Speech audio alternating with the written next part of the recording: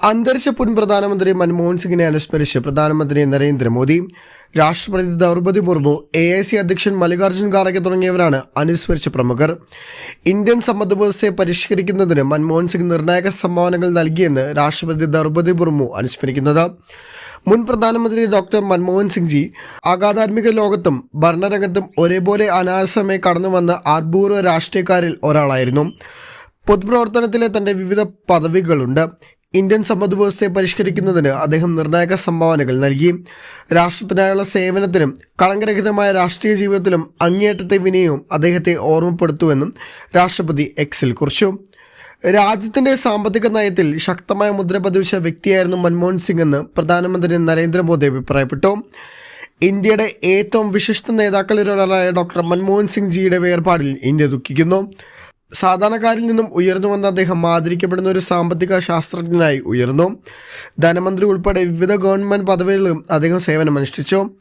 അദ്ദേഹത്തിൻ്റെ നയങ്ങൾ വർഷങ്ങളായി നമ്മുടെ സാമ്പത്തിക നയത്തിൽ ശക്തമായ മുദ്ര പതിപ്പിച്ചു. പാർലമെൻറ്റിലെ അദ്ദേഹത്തിൻ്റെ ഇടപെടലുകളും ഉൾക്കാഴ്ചയുമായിരുന്നു നമ്മുടെ പ്രധാനമന്ത്രി എന്ന നിലയിൽ ജനങ്ങളുടെ ജീവിതം മെച്ചപ്പെടുത്താൻ അദ്ദേഹം വളരെയധികം ശ്രമങ്ങൾ നടത്തിയെന്നും പ്രധാനമന്ത്രി എക്സിൽ കുറിച്ചു.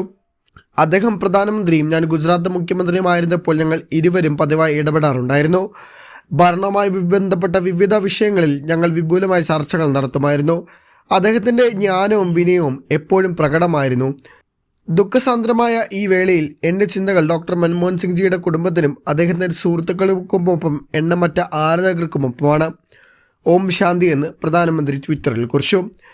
മുൻ പ്രധാനമന്ത്രിയുടെ വിയോഗത്തോട് ഇന്ത്യക്ക് നഷ്ടമായത് ദീർഘവീക്ഷണമുള്ള ഒരു രാഷ്ട്രതന്ത്രജ്ഞനെയാണെന്ന് AICC അധ്യക്ഷൻ മല്ലികാർജ്ജുൻ ഖാർഗെ എക്സിൽ കുറിച്ചു. അദ്ദേഹത്തിൻ്റെ സാമ്പത്തിക ഉദാരവൽക്കരണ നയവും ആശയങ്ങളും അവകാശങ്ങളെ അടിസ്ഥാനമാക്കിയുള്ള ക്ഷേമ മാതൃകയും കോടിക്കണക്കിന് ഇന്ത്യക്കാരുടെ ജീവിതത്തെ അഗാധമായി മാറ്റിമറിച്ചു.